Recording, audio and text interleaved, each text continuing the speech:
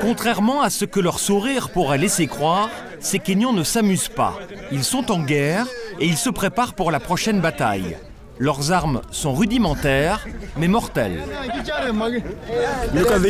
Regardez, ce sont nos flèches. Elles sont empoisonnées. Elles sont très dangereuses. Si elles transpercent votre estomac et que je la retire, la pointe restera accrochée à l'intérieur. C'est une arme très dangereuse. On sait bien chasser. Même cet enfant sait tirer à l'arc. Chez nous, c'est une tradition ancestrale. Moi, je fabrique des flèches dans mon atelier. Celle-là n'est pas encore finie. Je dois d'abord tuer un oiseau pour avoir des plumes.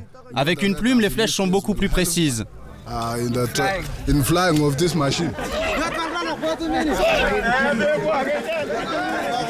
Calmez-vous, calmez-vous, je vais leur faire une démonstration pour qu'ils voient qu'on n'est pas des primitifs. Voilà comment on combat. Depuis quelques jours, ces hommes combattent une autre ethnie. À l'origine du conflit, la dernière élection présidentielle.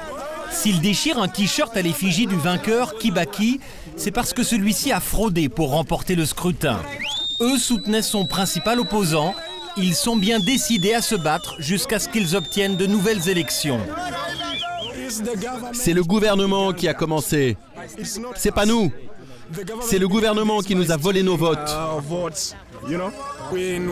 On est en guerre. Guerre civile. On ne s'arrêtera pas. Pourtant, il y a encore seulement un mois, le Kenya était l'un des pays les plus riches et les plus stables d'Afrique orientale, qui vivait principalement du commerce et du tourisme. Mais les élections truquées fin décembre ont précipité le pays dans le chaos. Les membres de l'ethnie du président, les Kikuyu, ont été pris en chasse dans tout le pays.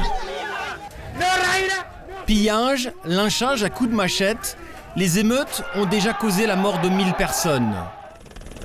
300 000 Kenyans ont dû fuir leur village. Mais sous prétexte de cette fraude électorale, les différentes ethnies ont commencé à s'affronter pour une toute autre raison, le partage des terres. Le scrutin trafiqué a réveillé des haines ancestrales, des vieilles jalousies entre ethnies. C'est principalement le cas dans la vallée du Grand Rift, au nord-ouest du pays. Ces paysans sont en train de préparer une offensive. Ils appartiennent à l'ethnie des Kalenjin. Ils ont été chassés de leur village il y a quelques jours par leurs adversaires, les Kissi. Ce sont les élections qui ont mis le feu aux poudres. Chaque ethnie soutenait un candidat différent. Mais depuis les résultats, ils se disputent la propriété des terrains dans le village. Historiquement, cette ethnie était la première dans la région. Au fil des années, ils ont vendu certaines terres aux Kissi. Aujourd'hui, ils voudraient les récupérer, mais les Kissi refusent. Avant, nos deux tribus s'entendaient bien. On travaillait ensemble. On partageait les terres pour les cultiver. Mais les Kissi maintenant réclament ces terres. Alors nous, les Kalenjin, on a décidé de se défendre. Parce que nos terres, on leur a juste loué. Maintenant, ce sont nos ennemis pour longtemps. Hier, les Kissi sont venus brûler la maison de mon frère. Ils voulaient aussi brûler cette grande maison. Ils ont jeté de l'essence à l'intérieur. Vous pouvez nous montrer? Oui, venez, c'est dans la maison. Betty est la propriétaire de la ferme. C'est elle qui accueille les combattants sur son terrain. C'est là. Ils ont aspergé d'essence. Ça sent encore. Ils ont sauté par ici. Ils étaient nombreux. Quand on a crié, ils se sont enfuis. Ils veulent prendre nos terres, nos magasins. Ils ont brûlé les maisons là-bas et l'épicerie. Cette maison, là, c'était la cuisine. Maintenant, on vit dans la peur. Ici, c'est les Kalenjin. Là-bas, de l'autre côté, ce sont les Kissi. Et on ne peut plus aller là-bas. Ils défendent le village.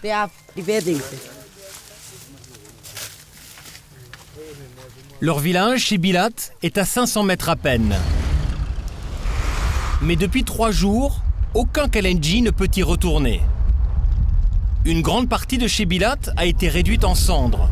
En bordure de la rue principale, il ne reste rien des petits commerces. Ils appartenaient aux 2 communautés qui vivaient ensemble, sans problème. Les voisins se respectaient. À présent, toute la commune est contrôlée par l'ethnie Kissi. Cet homme est le professeur du village. Comme tous les autres, il est en état de guerre. Ça fait 3 jours qu'on se bat. On n'a pas dormi. Ils nous harcèlent tout le temps.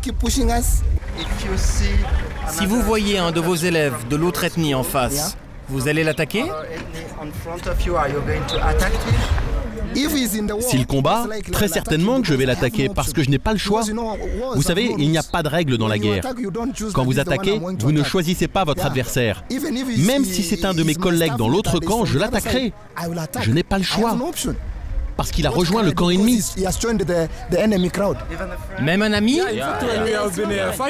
Nous combattons les gens avec qui on buvait le thé avant dans le petit restaurant.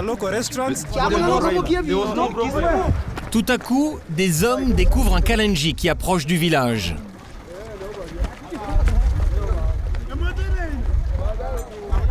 Il s'enfuit là-bas. Qui ça? C'est un des autres, il s'enfuit. Regardez derrière.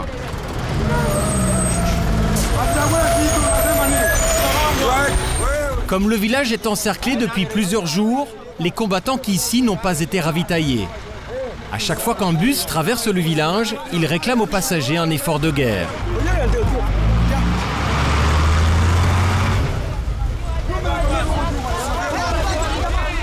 Des prises souvent dérisoires, une simple bouteille d'eau ou une brique de lait.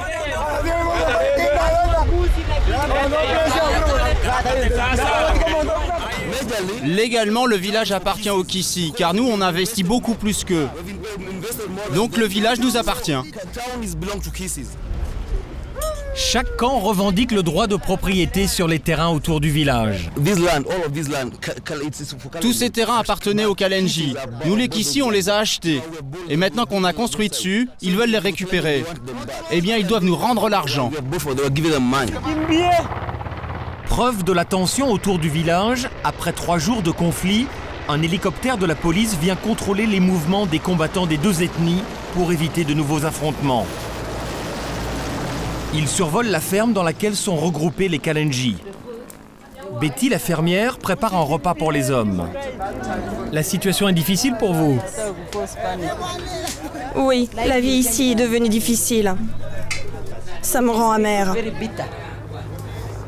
Vous pensez que la guerre est une solution? Non, ce n'est pas la solution.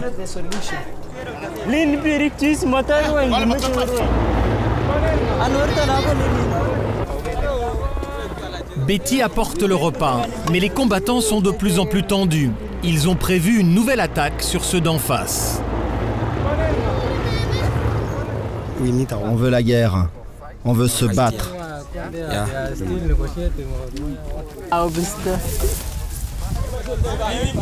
Armés de machettes, d'arcs et de flèches, les combattants prennent la direction du village.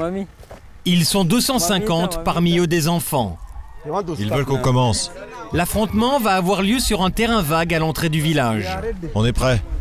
En face, à 200 mètres, les Kissi ont réuni tous leurs hommes. Ils semblent tout aussi nombreux. Les gens là-bas, ils ne sont pas de chez nous. Faut qu'on s'en occupe, qu'on les chasse. Et comment on fait? On va les attaquer maintenant. Les Kalenji préparent leurs flèches, qu'ils trempent dans leur poison. Si la flèche empoisonnée vous transperce, c'est que vous êtes blessé, vous allez gonfler et vous mourrez. Juste une égratignure et vous mourrez.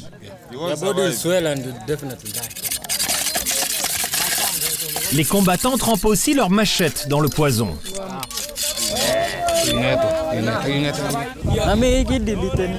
C'est le face-à-face. Les 2 ethnies sont à portée de flèche. Mais les Kissi ne sont plus aussi déterminés. Cela fait 3 jours qu'ils sont harcelés en permanence. Ils n'en peuvent plus. On veut la paix. Nous on veut la paix. Personne ne devrait être contre la paix. Sinon c'est la mort.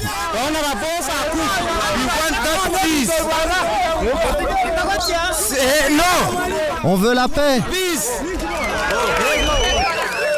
Soudain, au milieu des deux camps, 5 policiers viennent s'interposer. Ils envoient un officier parlementer avec les Kalenji. S'il vous plaît, allez un peu plus loin, reculez. Si une maison brûle, n'intervenez pas. S'il vous plaît, calmez-vous. Pour abaisser la tension, le policier leur parle très calmement.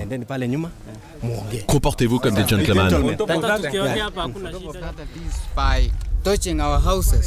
Mais ce sont les Kissi qui ont attaqué nos maisons. Tant qu'on ne se sera pas vengé, il n'y aura pas la paix sur ce territoire. Allez, s'il vous plaît, je vous en prie, soyez raisonnable, reculez.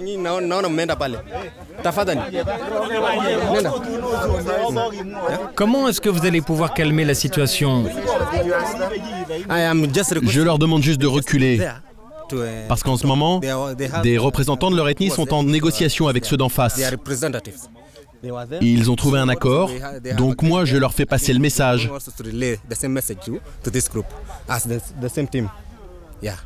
On veut ramener le calme, qu'ils arrêtent de brûler les maisons, d'un côté comme de l'autre. 4 policiers arrivent, toujours avec diplomatie, ils réussissent à éviter l'affrontement. Ok, on y va. Ils ont convaincu les 2 clans de reculer. Ce jour-là, il n'y aura pas de combat. Depuis une semaine, la situation est toujours tendue, mais ce sont les policiers qui maintiennent le calme.